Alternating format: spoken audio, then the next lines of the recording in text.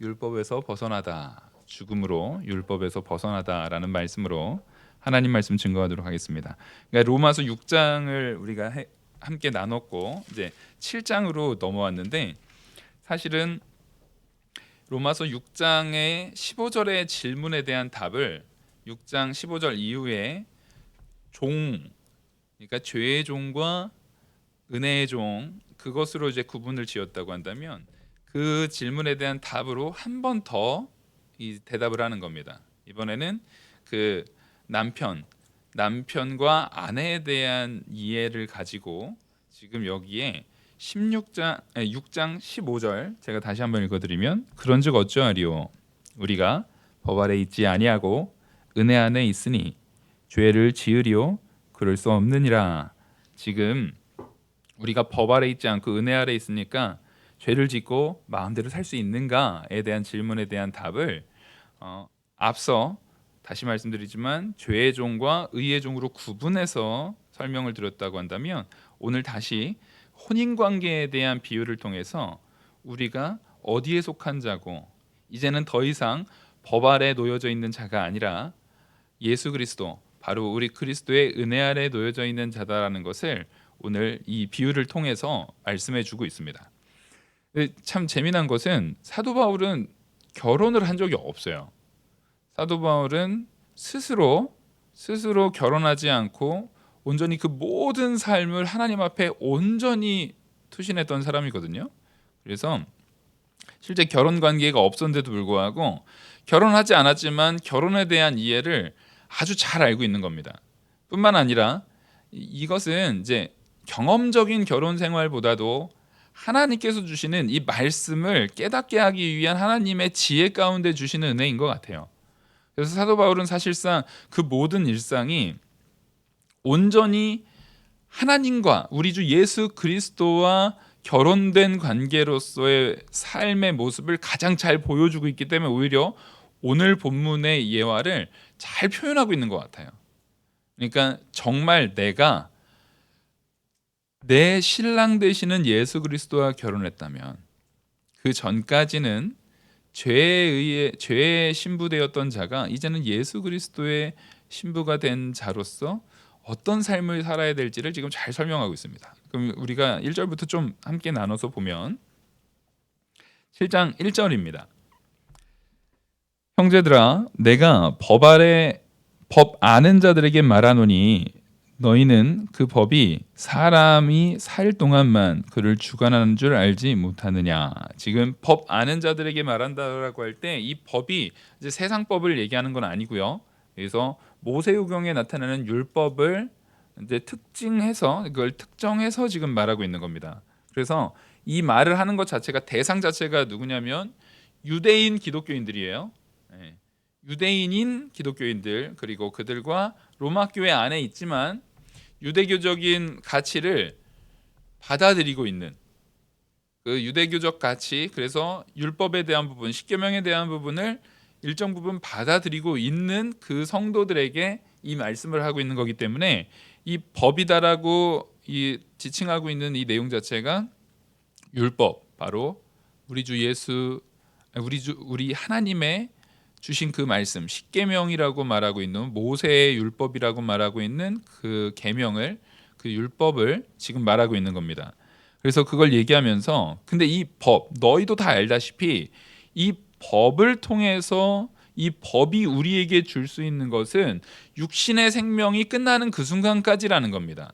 그게 무슨 얘기냐면, 율법이 우리에게 하는 역할이라는 것이 있어요. 율법은 우리가 죄인인 것이 드러나게 합니다. 율법이 선포됨을 통해서 그 율법 앞에 내가 죄인인지 아닌지, 하나님 앞에, 예를 들어서 부모 공경을 내가 잘했습니다. 그러면 하나님 말씀 내가 순종했다. 하지만 내가 마음으로 온전히 섬기지 못한 부분이 드러날 때는 그 말씀, 그 율법 앞에 내가 온전하지 못했다라는 것이 곧 죄가 되는 겁니다. 그래서 율법을 통해서는 우리가 죄인인지 아닌지가 드러나요. 근데 우리는 다 죄인입니까, 아닙니까? 우린 다 죄인이에요. 아담의 범죄에 의해 죄 가운데서 자유로운 사람은 우리 주 예수 그리스도를 빼고는 아무도 없었습니다. 그러다 보니까 그 율법을 통해서 우리에게 주어지는 바는 내가 죄로 인하여 죽은 자가 됐다. 내가 죄로 인하여 죽은 자가 되었다라는 겁니다. 그래서 율법은 그 역할이 율법 자체가 누구를 구원한다거나 율법 자체가 누구를 죽인다거나 하는 것이 아니에요. 율법을 통해서 우리의 죄상이 드러나는 겁니다. 근데 또 율법을 통해서 이 모든 율법을 완전히 완성하신 예수 그리스도의 의도 또한 드러나게 되었던 거예요. 그래서 율법은 악한 것이 아닙니다. 율법이 악한 것이 아니라 하나님께서 우리에게 주어진 그 율법 앞에 바로 서지 못하는 죄인인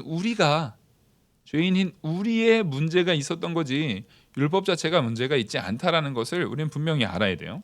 그러면서 이 부분을 1절에서 3절의 내용을 보면 결혼 관계에 대한 문제를 가지고 이 부분을 설명하고 있습니다. 2절 보시면 남편이 있는 여인이 그 남편 생전에는 법으로 그에게 매인바 되나 만일 그 남편이 죽으면 남편의 법에서 벗어나느니라. 그러므로 만일 그 남편 생전에 다른 남자에게 가면 음녀라. 그러나 만일 남편이 죽으면 그 법에서 자유롭게 되나니 다른 남자에게 갈지라도 음녀가 되지 아니하느니라. 이 부분을 가지고 우리가 잘못 오해할 수 있는 게 이 말씀, 지금 요 남편이 죽어야만 여인이 자유가 된다라고 말할 때 지금 여기서 분명히 대조적으로 설명하고 있는 것이 남편이 전에는 법이 우리의 남편이 되었고 내가 그 아내가 되었는데 이제는 예수 그리스도가 나의 남편이 되고 우리가 그 아내가 된다라는 거를 우리가 딱 보면 알 수 있잖아요. 이게 그런 대조구를 표현해서 사용하는 것 같지만 여기서 우리는 좀 정확하게 볼 필요가 있습니다. 뭐냐면 이 표현 자체가 정확하게 그걸 얘기하는 거 아니에요. 그걸 얘기하는 건 아니고 죽음이라는 것은 내가 남편이 됐든 아내가 됐든 둘 다를 말하는 겁니다. 남편도 만약에 아내가 죽어도 그 죽음 가운데 이 결혼 관계는 법으로 묶인 관계잖아요. 남편이냐 아니냐에 대한 부분보다 이것은 법으로 묶여져 있는 남녀, 법으로 묶여져 있는 부부에 대한 걸 얘기하는 겁니다. 법으로 묶여져 있는 남자와 여자가 만약에 그 중에 한 명이 죽게 되면 남은 한 명은 이제 더 이상 그 죽은 남편이나 혹은 죽은 아내와 묶여져 있었던 법적 관계가 더 이상 효력이 있습니까? 없습니까? 효력이 없다라는 걸 얘기하는 거예요. 그래서 이거를 우리가 잘못 오해해가지고 어떻게 이렇게 이해될 때가 있냐면 그러면 이 율법의 남편이 죽어야만 그러면 이제 우리가 예수 그리스도 되시는 우리의 남편 되시는 예수 그리스도로 갈 수 있는 거네. 그러니까 율법은 죽어서 없어져야 되는 거네. 그래서 예수님이 율법을 없애러 오신 거네. 율법을 폐하러 오셨고 율법을 아예 그냥 제해버리시기 위해서 예수님이 오신 거네. 그러니까 우리는 이제 율법에 대해서는 도저히 지키지 않아도 상관이 없는 것이구나 라고 해석하면 되겠어요, 안 되겠어요? 안 된다는 거예요. 예수님은 분명히 말씀하셨습니다. 예수님은 율법을 완성하러 오신 것이지 폐하러 오신 게 아니에요. 그래서 이 본문, 지금 요 비유를 우리가 이해할 때는 다시 한번 말씀드릴게요. 부부가 결혼을 하면 결혼 서약을 하죠. 결혼 서약이라는 것은 법적 효력이 있습니까? 없습니까? 하나님의 법 앞에 법적 효력이 있는 겁니다. 그래서 그 법적 효력이라는 것이 기본적으로 성경에서는 이 본문을 가지고 그래서 이혼을 해도 됐네 마네 뭐 이런 얘기를 하는 게 아니에요. 지금 여기에서는 정확하게 내가 어디에 속해 있느냐에 대한 부분만 말하는 겁니다. 이것은 결혼에 관련된 부분, 무슨 뭐 이혼에 관련된 부분 그걸 얘기하는 게 아니에요. 이것을 그쪽으로 확장시켜서 흔히 그거를 알레고리라고 하거든요. 알레고리컬한 해석이라고 하는데 그걸 풍유적인 그것을 거기다 확장시켜서 막 이것저것 의미를 갖다 끼면 안 돼요. 그렇게 바라보지 말고 이것은 우리가 여전히 죄의 종으로 속해 있느냐 아니면 의의 종에 예수 그리스도의 종에 속해 있느냐, 또 그것과 관련해서 우리가 이제 율법의 아내로 남아 있느냐, 아니면 우리 주 예수 그리스도의 아내로 남아 있느냐에 대한 부분을 설명하기 위한 비유인 거지, 다른 걸 여기다 넣는 건 사실은 옳지 않습니다. 그래서 지금 이 본문에서 말하는 것처럼 하나님의 법이라는 하나님의 법 아래 남자와 여자가 부부로 되어지는 것이 가장 명확하게 이 부부의 연이 끊어질 수 있는 가장 명확한 방법은 뭐라는 거예요? 죽음이라는 거예요. 그게 아내가 죽든 혹은 남편이 죽든 그 죽음을 통해서 어느 쪽 한쪽이 죽게 되면 또 둘 다 죽더라도 이 더 이상 그 법적인 효력 안에서 거기에 매여 있지 않는다. 지금 그걸 말하고 있는 겁니다. 그걸 말하는 부분에 있어서 결국에는 법이 살아있는 사람에게만 뭘 가지고 있다라는 거예요?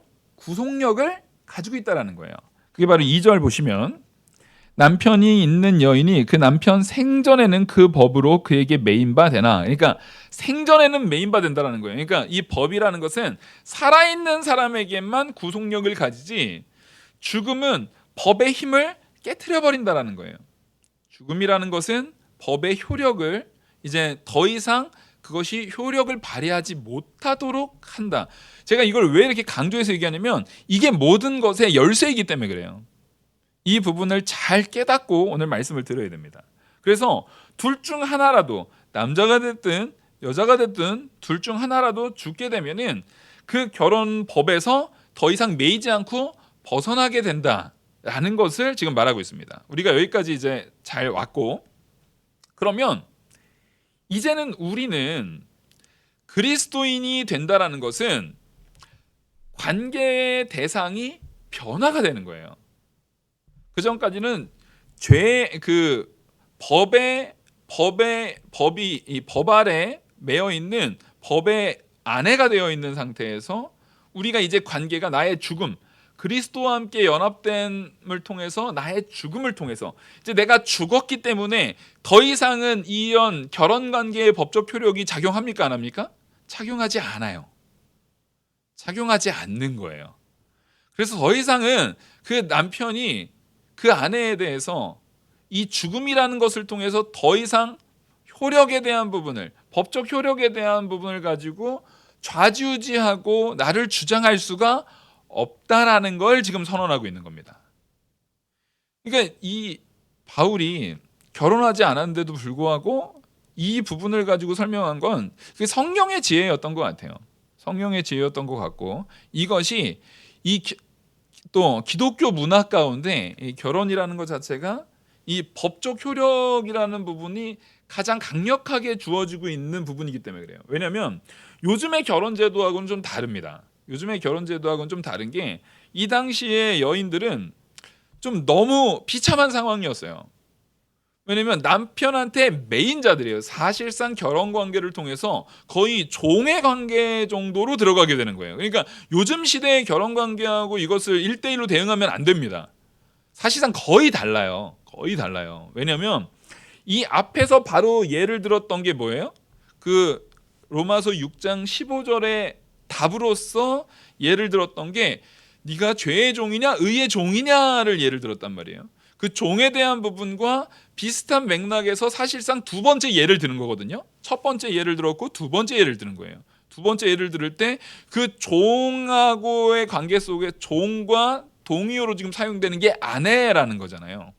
우리는 죄의 종이었고 그 율법의 아내에 대한 부분을 가지고 이게 동의어로 사용되는 거예요. 그러니까 이때 당시에 아내에 대한 부분은 그 자유가 없어요. 그러니까 그때 당시에 아내에게 있어서 자유가 있냐 없냐는, 그러니까 종은 아예 자유가 없는 거고, 근데 그 앞에 종에서도 주인이 선한 종이면 그 종이 분명히 종의 자리에 있지만 그럼에도 불구하고 선한 주인을 통해서 뭘 누려요? 기쁨을 누리고 그 안에서 누려지는, 그 주인의 은혜 아래서 누려지는 자유를 누린다고 지난주에 우리가 말씀드렸던 것처럼 마찬가지의 맥락입니다. 우리가 아주 압제가 있고 아주 포악한 남편이 있다고 생각을 해보십시오. 포악한 남편의 아내는 자유가 있나요, 없나요? 이 당시에는 요즘 같으면 그렇게 포악한 남편이 있으면은 일단 상담부터 받으러 가야 돼요. 그 지금 시대에 대한 부분을 가지고 이제 적용하면 안 돼요. 근데 이 당시만 하더라도 무조건 여자가 참고 여자가 무조건 견뎌내야 되는 상황이었습니다. 그러니까 그 여인은 남편이 악한 남편이면 그 아내는 어떻게 되는 거예요? 고통을 당하는 거예요. 그냥 고스란히 그 고통을, 그 압제를 당하게 되는 겁니다. 그 앞서 그 악한 죄의 종이 되었을 때의 부분과 비슷하죠. 근데 그 안에 있으면서도 실제적으로 그게 고통인지 그게 아픔인지 이런 부분도 잘 느끼지 못한다라는 게 문제인 거예요. 그냥 그걸 너무나 자연스럽게 내가 받아들인다는 거예요. 그리고 그것을 오히려 그 안에서 오히려 자기가 기쁨을 누린다는 거예요. 그래서 자기가 죄의 종되었고 이 법 아래 매여 있는 아내가 됐다라는 개념 속에는 우리가 이거를 또 오해해서 그치, 나는 어쩔 수 없이 매여가지고 고통받고 있는 불쌍한 사람이지 라고만 생각한다면 그건 너무 자기 위주로 생각하는 거예요.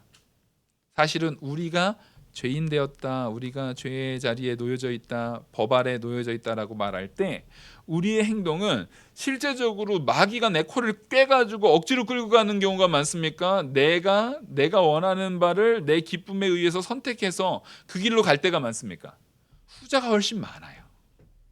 그러니까 우리는 오히려 죄로 인해서 내 이 모든 지혜가 가려졌다라는 게 더 맞아요. 너무나 가려져서 그냥 그게 좋은 거예요. 그런 죄악이 좋은 거고요. 그런 완악한 자리, 죄악의 자리, 내가 내 기쁨을 위해서 선택하는 그 자리들이 좋은 자리에 놓여져 있는 겁니다. 근데 하나님께서는 그 자리에서 우리의 죽음을 통해서 이제 건지신 바 되는 걸 얘기하는 거예요. 그래서 이게 관계가 이제 완전히 바뀌는 겁니다. 법의 아내 됐던 자가 이제 누구의 아내가 되는 거예요? 예수 그리스도의 아내가 되는 거예요. 그리스도의 신부가 되어서 이제는 내가 관계를 맺는 관계의 대상이 예수 그리스도가 되는 거고, 내가 충성해야 되는 내 남편, 충성의 대상이 예수 그리스도가 되어야 되는 겁니다. 그것을 지금 이 본문을 통해서 얘기하면서 이것이 완전히 바뀌었다. 그래서 예수님과 사랑에 빠지고 예수님과 결혼하고 법적으로 또한 예수님과 그 법적인 관계 속에서의 결혼 관계를 누리는 그 관계로 지금 이 본문을 설명하고 우리를 그 이해로 이끌고 있는 거예요. 그러니까 결혼을 하면 우리는 그 결혼한 대상자를 통해서 그 삶의 모든 영향을 받게 돼 있습니다. 그래서 우리나라에도 비슷한 속담이 있잖아요. 네? 그 여자 팔자는 누구 쫓아가는 거예요? 네. 남편 누구 만나느냐에 따라서, 요즘은 좀 시대가 많이 바뀐 거예요. 근데 불과 얼마 전까지만 해도 우리가 흔히 하는 속담 가운데 남편 누구 만나느냐에 따라서 여자들이 뭐 이렇게 바뀐다라고 얘기를 하는 거예요. 근데 사실상 이 성경이 기록되고 있는 이 시점에는 거의 그게 100%입니다. 100%. 거의 그게 100%예요. 그래서 내가 예수 그리스도와 결혼하는 그 결혼 관계, 예수 그리스도와 결혼 관계를 통해서는 예수 그리스도의 영향을 받는 것이고, 법에 놓여져 있는 결혼 관계를 통해서는 그 법의 영향을 받는다. 지금 그걸 말하고 있습니다. 그러면서 3절 보시면, 그러므로 만일 그 남편이 생전에 다른 남자에게 가면 음녀라. 그러나 만일 남편이 죽으면 그 법에서 자유롭게 되나니 다른 남자에게 갈지라도 음녀가 되지 아니하리라. 그 맥락에서 지금 이 말씀을 말하고 계시는 거예요. 그러니까 지금 우리는 예수 그리스도에게 가기 위해서는 반드시 뭐가 필요하다는 겁니까? 죽음이 필요한 겁니다. 우리는 예수 그리스도와 함께 십자가에 못 박히는 일이 반드시 있어야 돼요. 근데 지금 이 시대에 성도가 제일 안 되는 게 뭡니까? 자기 부인. 자기 부인이 제일 안 돼요. 자아가 너무 큰 거예요.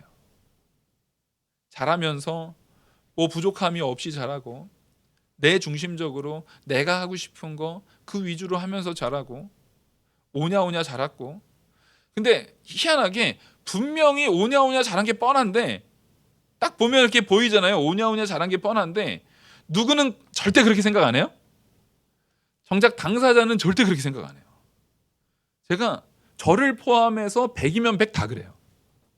전부 다 자기 잘할 때는 고생하면서 자랐어요.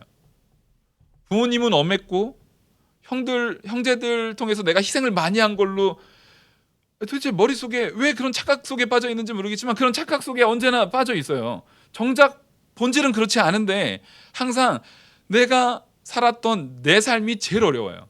제일 힘들었고 제일 고생스러웠어요. 근데 다른 사람 주변의 말 들어보면 꼭 그래요, 안 그래요? 아닌 경우가 많아요. 아닌 경우가 많아요. 실제 그렇지 않은 경우가 많아요. 그래서 저는 솔직하게 말합니다. 전 별로 고생 안 하면서 컸어요. 분명합니다. 사형제 중에 막내로 늦둥이로 태어나가지고 별로 고생 안 하면서 컸습니다. 자, 근데 고생 안 하면서 컸다는 것은 제가 지금 여기서 고백하는 고백이고 제가 살면서는 그게 고생스럽지 않게 느껴졌을까요? 아니에요. 제가 살 때는 형들 때문에 힘들어. 내가 첫째로 태어났어야 되는데 내가 막내여가지고 손해보는 게 많은 것 같아. 정작 그렇진 않은데 우리는 자꾸만 내 방어 기제로 누구 중심으로요? 자기 중심으로. 언제나 내가 피해자인 것 같아요. 내가 어려움을 모든 걸 다 당한 것 같아요. 내가 그 어려움 가운데 언제나 놓여져 있던 것 같아요. 나보다 어쨌든 저 사람들은 더 나은 삶, 더 나은 환경, 더 나은 모습 속에 있었던 것 같아요. 사실은 그렇지 않습니다. 우리는 스스로 솔직해질 필요가 있어요. 스스로 솔직해질 필요가 있어요. 하나님께서 우리에게 주신 그 모든 것이 일단은 성도가 되었으면 제일 먼저 받아들이고 깨달아야 되는 것이 뭐냐면 하나님께서 내게 가장 좋은 것으로 채워주심을 믿으시기 바랍니다. 이건 믿음이 필요해요. 네, 목사님, 내 삶이 그렇게 녹록지 않았습니다. 맞아요. 실제 들어보면 정말 녹록지 않으셨던 분들이 너무 많습니다. 지금 현재 순간에도 전혀 녹록지 않은 분들이 너무 많아요. 그러니까 제 상식으로는 도저히 그것을 감히 품을 수 없을 정도의 아픔과 고통과 어려움과 환난과 그런 어려움들이 놓여져 있는 사람들도 많아요. 맞아요. 그래서 제가 말씀드린 겁니다. 믿음이 필요한 거예요. 그런 어려움, 나에게 처해지는 가장 큰 어려움이라 할지라도 하나님께서 나를 붙드시는 영생의 자리, 영원한 천국의 영생의 자리에서 나를 절대 뺏어갈 수 있다고요? 없다고요? 절대 뺏어갈 수 없어요. 절대 그럴 수 없어요. 그래서 우리는 믿음이 필요한 거예요. 하나님께서 내게 주시는 은혜가 있다. 하나님께서 나에게 내가 알지 못하는 요소들까지 다 동원하셔서 합력하여 선을 이루심으로 나를 이끄시고 계신다. 우리가 그걸 믿지 않으면 있는 자리마다 원망이 되는 거예요.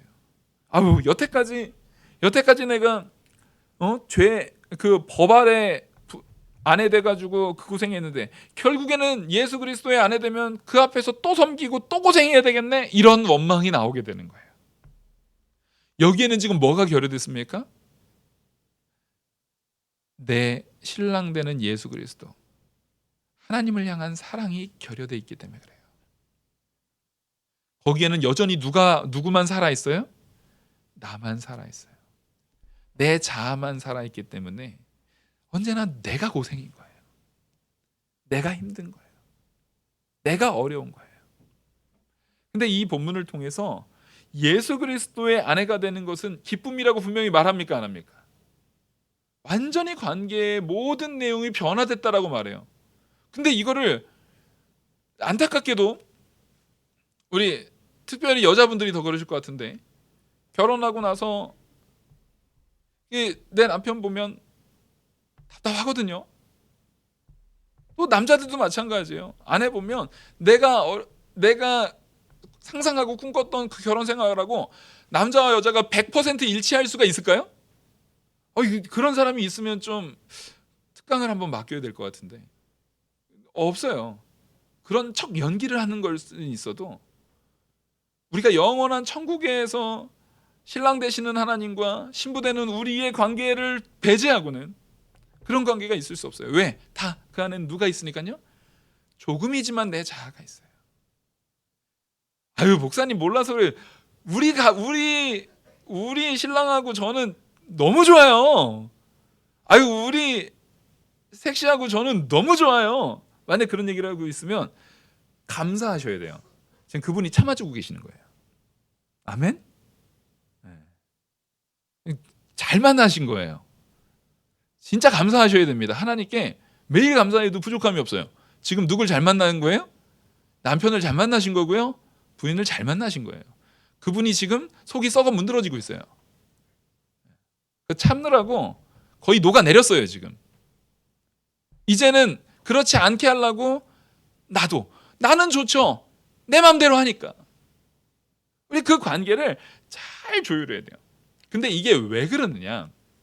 이게 예수 그리스도를 통해서 우리가 예수 그리스도와 결혼한 관계에 됐을 때는 이게 어떻게 기쁨이 될 수 있는가를 여기에서 이해가 돼야지. 안 그러면은 그거 뭐 어쨌든 내가 내 자아가 살아있는 상황에서는 예수 그리스도의 아내가 되나 법의 아내가 되나 그게 그거 같거든요. 근데 오늘 말씀에서 분명히 말하듯이 우리가 이제는 죽어서 그리스도의 종이 되었을 때는 이제는 우리에게 뭐가 생겨나는 거냐면 예수님과의 사랑에 빠지는 그 사랑의 결과가 나타나게 된다는 걸 분명히 이해해야 됩니다. 이걸 분명히 이해해야 돼요. 근데 이 사랑의 결실은 내게서 먼저 나가는 게 아니라 누구에게서 먼저 주어진다고요? 하나님으로부터, 우리 주 예수 그리스도로부터 나에게 먼저 주어지는 거예요. 그래서 실제 우리가 결혼을 하게 됐을 때에는 절대 결혼할 때 어느 누구도 자기 마음대로 하면 됩니까? 안 됩니까? 결혼하면 법적인 그 법적 효력 안에 매이면서 반드시 어떻게 살아야 되냐면 희생하는 삶이 있어야 됩니다. 이제는 내 마음대로 살지 못해요. 내 뜻대로 살지 못해요. 내가 원하는 대로만 살 수 없는 거예요. 그러니까 그동안에 법 아래 있었던 그 안에 있을 때에는 내 마음대로 살면서도 여전히 누구의 압제 아래 있었던 거예요? 법 아래 압제에 있었던 거예요. 그러니까 서로 힘든 거예요. 나는 법을 안 지키고 법은 우리한테 그걸 가지고 뭘 하는 거예요? 정죄를 하는 거예요. 자, 이 관계는 딱 무슨 관계입니까? 서로 사랑하지 않는 관계. 나도 법을 사랑하지 않고요. 법도 나에 대해서 아주 냉철한 관계. 이 안에는 사랑이 없어요. 서로 남편과 아내가 서로 모함이 없는 거예요? 전혀 존중함이 없는 거예요. 그러니까 자기가 옛날에 누리던 그런 독립적 삶에 대한 부분을 계속 주장하고 있는 거예요. 여러분, 근데 우리는 그렇게 하면 안 돼요. 딱 결혼했는데 총각 때처럼 그대로 살면은 돼요, 안 돼요? 안 돼요. 처녀 때처럼 그대로 살 수 없는 거예요. 나는 내가 하고 싶은 대로 딱 하고, 요즘에는 그렇게 산다고 하잖아요. 그게 무슨 요즘 현대의 트렌드고, 그게 현대의 좋은 문화 방식이고, 옛날에 구닥다리에서는 서로 희생했지만 이제는 자기 원하는 대로 살면서 그냥 결혼이라는 관계 속에서 한 집에서 경제적으로 좀 더 같이 풍요롭게 살면서 그냥 내가 하고 싶은 대로 그 안에 살 수 있다? 아니요, 그렇지 않아요. 그거에 나타난 결과가 뭡니까? 이혼율이 너무나 높아졌어요.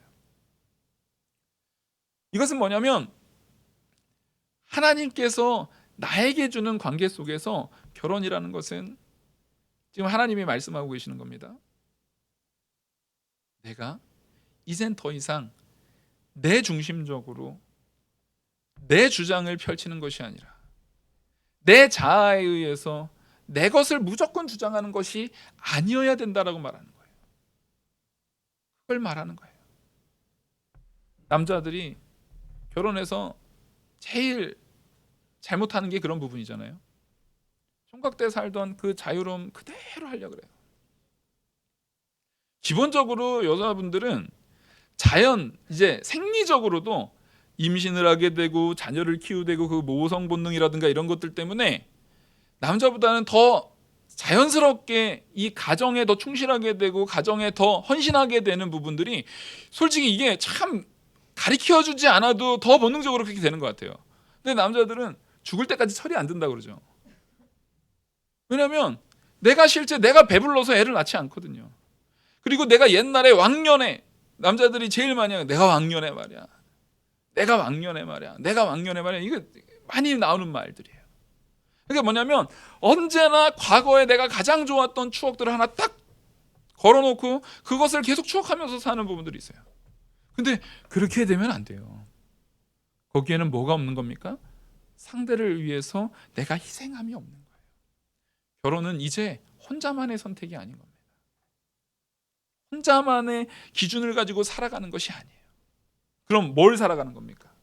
미혼일 때는 얼마든지 했었던 그 경험들을 이제는 포기할 수 있어야 돼요. 뭘 근거로요? 사랑을 근거로요. 사랑을 근거로.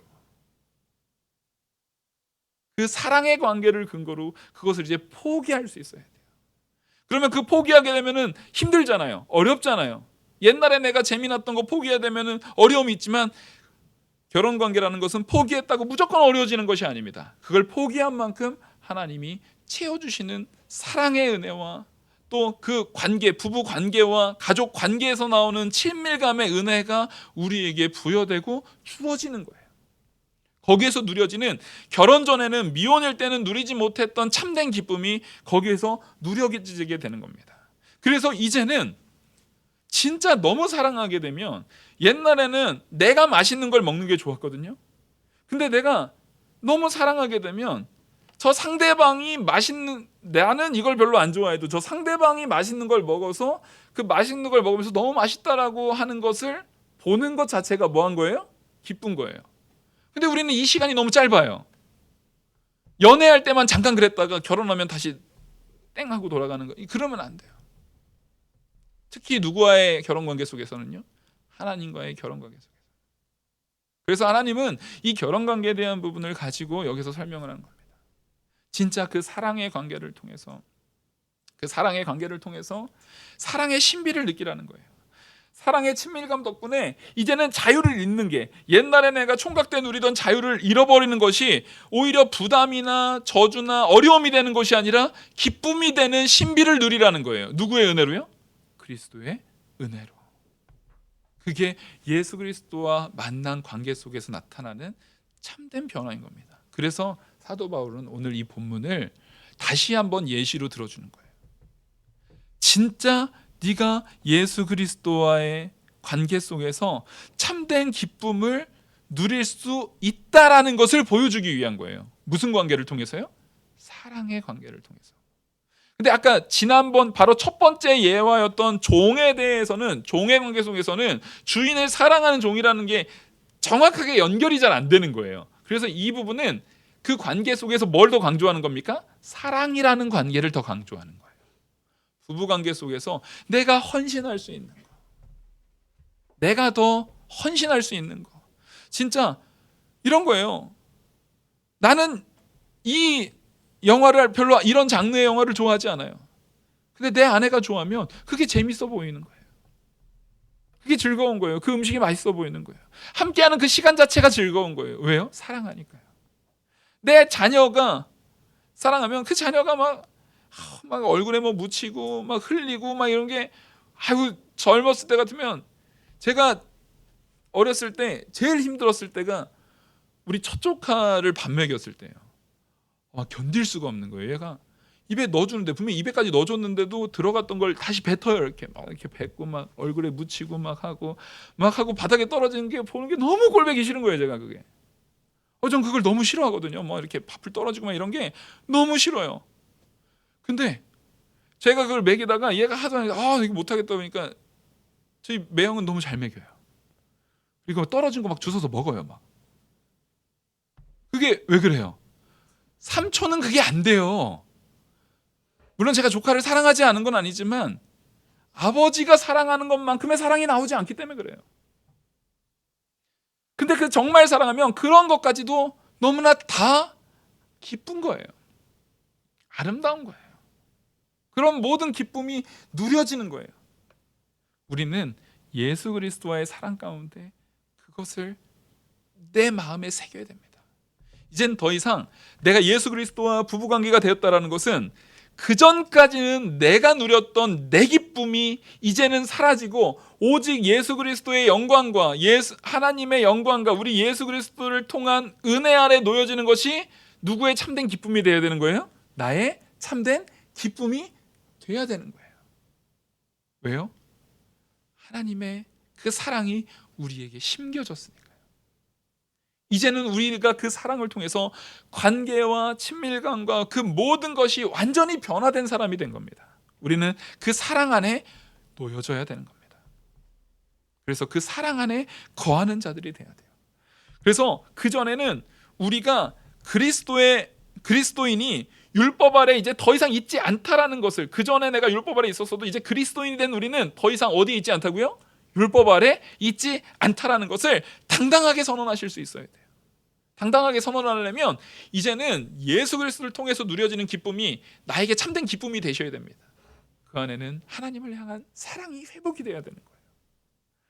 그래서 성도에게 가장 시급한 것은 사랑의 회복입니다. 하나님 사랑과 이웃 사랑을 회복하는 것이 우리에게 가장 시급한 문제예요. 지금 이 본문도 그걸 얘기하는 거예요. 그게 회복이 되지 않으면 오늘 들은 말씀들은 아무런 의미가 없어요. 왜? 작용하지 않을 거니까요. 이게 작동하지 않을 거거든요. 하나님을 향한 사랑이 회복되지 않고 그것을 통해서 이웃을 향한 사랑이 회복되지 않으면 이 말씀은 절대 작동하지 않습니다. 그래서 우리는 더 이상은 그 율법이 우리의 구원의 방편이 되는 것이 아니라 나를 먼저 사랑하셨고 나에게 사랑을 심겨주셔서 우리가 이제 그리스도를 사랑할 수 있게 만들어주신 그 그리스도의 은혜 안에서 우리는 이제 구원이 작용하게 되는 거예요. 그렇다면 그리스도인은 이제 제가 아까 말씀드렸듯이 이게 앞에서 말했던 6장 15절의 질문이었다는 거잖아요. 질문에 대한 답이었다는 거잖아요. 그럼 이렇게 말씀을 들었으니까 그렇다면 그리스도인은 하나님의 도덕법을 무시해도 되는가? 될 수 있어요, 없어요? 안 된다라는 거예요. 도덕법을 무시한다는 게 하나님의 부모 공경, 살인하지 말라, 간음하지 말라 이런 거 그냥 무시하고 살아도 됩니까? 안 된다는 거예요. 이제 말씀이 아까 그래서 그 말씀을 드린 겁니다.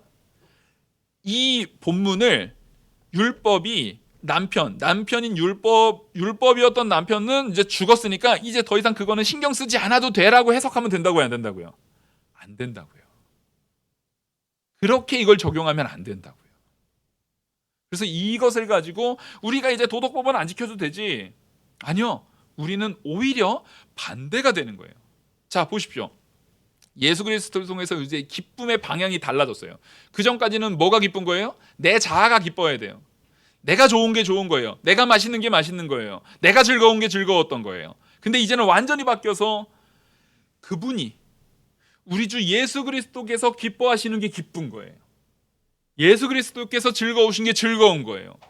예수 그리스도께서 품으시는 그 은혜 안에서 우리는 이 모든 삶의 내용이 변해버린 거예요. 그래서 예수 그리스도께서는 말씀을 폐하러 왔다고요? 완성하러 왔다고요? 완성하러 오셨잖아요. 그래서 예수 그리스도께서 우리에게 그 말씀을 온전히 순종하는 모습을 먼저 보여주십니다.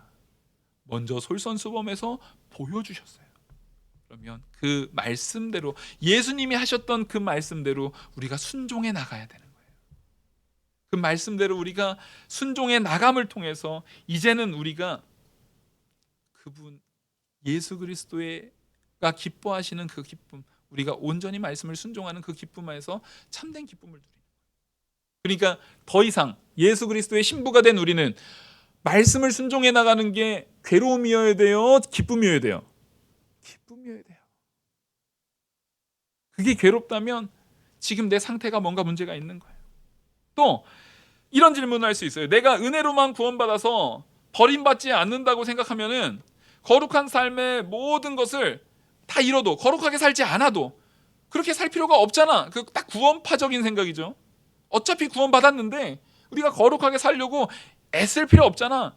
이렇게 생각할 수 있다는 거예요. 그렇지 않다는 거예요. 왜요? 지금 내가 가진 그 순종의 동기가 더 이상 종이 아니라니까요. 주인한테 후드러 맞을까봐, 주인한테 매 맞을까봐 아이고 예 하면서 하는 게 아니잖아요. 이제는 사랑의 동기라고요. 내가 이거를 해드리면 내가 사랑하는 우리 남편 그리스도가 기뻐하시겠지? 내가 이걸 행하면, 내가 이렇게 거룩을 행하면 우리 사랑하는 우리 남편이신 예수 그리스도께서 나를 더 기뻐하시고 즐거워하시겠지? 이런 거예요. 내가 이거를 해주면 우리 아내가 기뻐하겠지? 내가 이걸 해주면 우리 남편이 기뻐하겠지? 또 이렇게 설교했더니 집에 가서 목사님이 아내가 기뻐하는 거 하라 그랬잖아. 나 요거 해주면 기쁠 것 같아. 남편은 나 요거 하나 해주면, 게임기 요거 하나 사주면 기쁠 것 같아. 요런 거 하지 말고요. 지금 그리스도에게 적용해야죠. 그리스도에게. 우리의 순종이 이제는 내가 이거 거룩하지 않아도 구원 받네, 그런 결과론적인 거 말고 내가 이 거룩을 누리면 나를 구원하신 그 그리스도가 기뻐하시겠지. 거기에 우리의 모든 삶의 기준을 정확하게 세우시길 바라는 거예요. 그래서 이제 4절, 그러므로 이제 지금 4절, 5절, 6절을 다 설명한 겁니다. 4절, 그러므로 내 형제들아 너희도 그리스도의 몸으로 말미암아 율법에 대하여 죽임을 당하였으니 이는 다르니 곧 죽은 자 가운데서 살아나신 이에게 가서 우리가 하나님을 위하여 열매를 맺게 하려 함이라. 이제는 우리가 예수 그리스도, 곧 죽은 자 가운데서 살아나신 예수 그리스도 안에서만 참된 열매를 맺게 되는 거예요. 그 열매가 뭐예요? 사랑의 열매예요. 아까 말씀드렸던. 이제는 그 열매를 통해서, 그 열매를 누가 기뻐합니까? 농부가 기뻐하는 거예요. 주인이 기뻐하는 거예요. 열매를 누가 기뻐하신다고요? 하나님이 기뻐하신다고요. 그러니까 우리가 맺는 열매는 내가 기쁜 열매가 아니라 누가 기쁜 열매를 맺혀야 되는 거예요. 하나님이 기뻐하실 열매를 맺혀야 되는 거예요. 그리고 그걸 맺히는 것이 나한테 진짜 참된 기쁨이 되는 거예요. 그래서 5절, 우리가 육신에 있을 때에는 율법으로 말미암는 죄의 정욕이 우리 지체 중에 역사하여 우리로 사망을 위하여 열매를 맺게 하였더니, 그전에는 내가 내 맘대로, 내가 기쁜 대로, 내가 즐거운 대로 사망의 열매를 맺었었는데 이젠 더 이상 그렇게 살지 않는 거예요. 6절 다 같이 읽겠습니다. 시작. 이제는 우리가 얽매였던 것에 대하여 죽었으므로 율법에서 벗어났으니 이러므로 우리가 영이 새로운 것으로 섬길 것이요 율법 조문에 묵은 것으로 아니할지니라. 아멘. 이제 우리의 법은 내 자아가, 내 스스로가 즐거워하는 법이 아니라 누가 즐거워하는 법으로요? 하나님이 기뻐하시는 법으로. 그래서 우리는 하나님과의 그 부부관계, 우리 예수 그리스도와의 부부관계 속에서 내가 거룩을 행하면 우리 남편, 우리 신랑 되시는 예수 그리스도가 즐거워하겠지. 그것을 바라보면서 그 기쁨을 위해서 살아가는 존재들이 되어야 된다는 거예요. 근데 마지막, 그렇게 될 수 있는 유일한 근거는 뭐예요? 예수님이 먼저 그렇게 하셨기 때문에 그래요. 예수님이 우리를 구원하시려고 먼저 우리 위해서 이 땅에 성육신 하셔서 낮아지셨어요. 우리를 위해서 먼저 그 많은 고난을 당하셨어요. 우리를 위해서 먼저 십자가에 못 박혀 죽으셨어요. 그래서 우리를 위해서 또 부활하셨어요. 그 사랑을 우리가 경험하니까, 그 사랑을 받으니까 우리도 이제는 하나님 사랑과 이웃 사랑을 실천해야 된다라는 겁니다. 오늘 이 말씀이 내 안에 새겨지고 순종되는 우리 영화교회 성도님이 되기를 간절히 소망합니다. 기도하시겠습니다. 은혜와 사랑이 많으신 하나님 아버지, 이 말씀이 깨달아지게 하여 주시옵소서. 이 말씀이 우리를 주장하게 하여 주시옵소서. 우리의 참된 기쁨이 오직 예수 그리스도를 통해서 그 안에서 누려지게 하여 주시옵소서. 이 모든 말씀 살아계시는 우리 주 예수 그리스도의 이름으로 기도 올리옵나이다. 아멘.